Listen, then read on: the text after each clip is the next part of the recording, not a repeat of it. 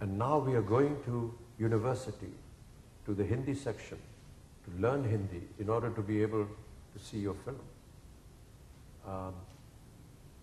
That's fantastic. I asked a young man there once, what do you think about Indian cinema? And why do you like it? He said, when I see an Indian film and I come out of the theater, I have a smile on my face and a dry tear on my cheek. And I thought that just so beautifully summed up what this foreigner thought about our films. So the next question is from Director Rituparna Ghosh. Director Rituparna Ghosh. Yeah. You're very reverent and interested in regional cultures, and you found a connect with regional cinema through your directors.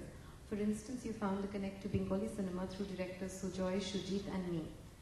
Yet, you haven't actively been involved with the regional cinemas other than Deepak Savan's Ganga Devi. This is despite the fact that you're very proficient with languages. For instance, your Bengali is better than that of many Bengalis themselves.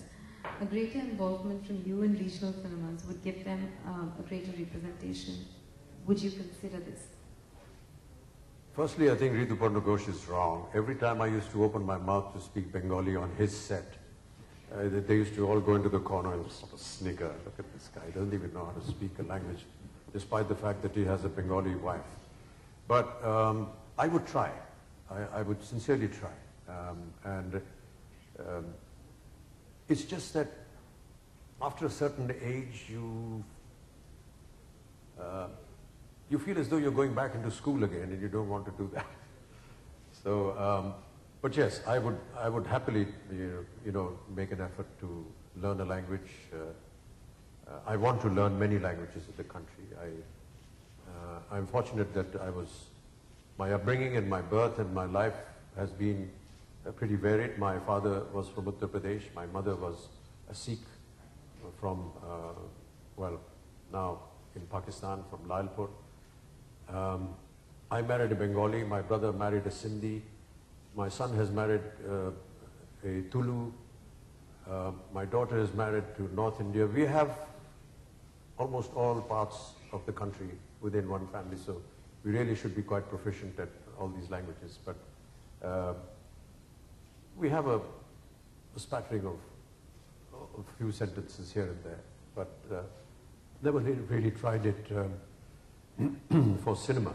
But if there is an offer, yes, I would definitely. I'm sure Ritu would be very happy to have that on record.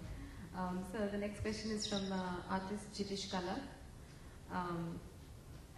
He says, for an actor, at one level, the self is both an instrument and a laboratory.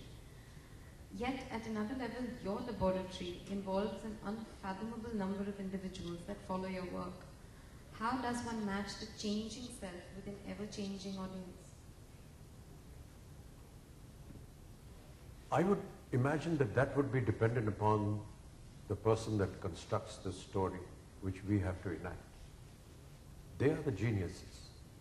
They follow very closely what happens socially, morally, politically within the nation. They then conceive that this is something that could make a good story, and this is something that needs to be spoken of or put into cinema or film so that it reaches a larger audience. And many of the films that have been constructed in this manner do actually achieve that purpose. So they really are the people. I've just been fortunate enough to have worked with a very vast and very qualified, very efficient team of writers who were capable of picking out these moments from society and from what was going on in the country and to convert it into a very likable,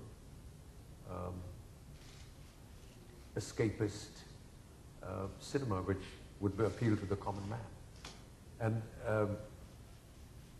because I was a part of that, many a times the onus of praise and responsibility comes on the actor because that's what you see. But that is false. The true credit should go to the writers and the director that conceives it, because they are the ones that are writing. Music director Amit Trivedi wants to know where your singing voice is concerned. Your pitching is quite immaculate. I wanted to know if you've taken formal training in music or whether your voice